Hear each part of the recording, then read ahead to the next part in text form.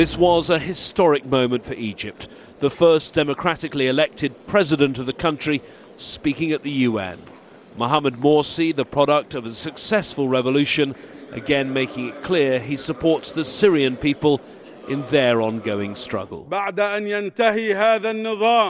After the current regime comes to an end, the regime that kills its people day and night, the Syrian people will choose with their own free will a government that represents them.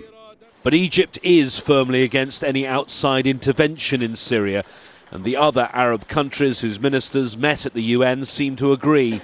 For now, there's no support for a Qatari proposal for an Arab force. Everyone agrees something must be done, but they're all leaving it to the special representative, Lakhdar Brahimi, to decide what that something should be. The situation is unbearable. We have to do something because it's a real catastrophe from the humanitarian point of view. And I think that, unfortunately, the Syrian people hasn't been backed as they deserve it, and that it's now our responsibility as Arabs to back this people against a bloody dictator. When Iran's President Mahmoud Ahmadinejad took to the stage, we expected to hear Syria's closest ally give its view on the conflict. Oddly, the Iranian president didn't mention Syria once in a speech that lasted almost 40 minutes. The Iranian president was about the only person not talking about Syria.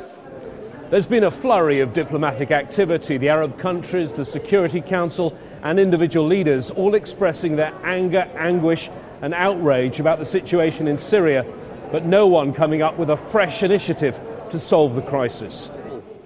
In his speech, Britain's Prime Minister went as far as to question how the failure to stop the killing reflects on the image of the United Nations.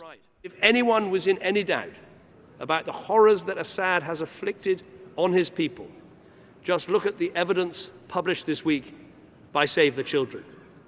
Schools used as torture centres. Children used for target practice.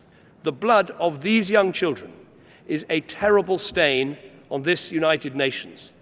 The meetings here go on all week. For now, there's no end in sight to the diplomatic deadlock.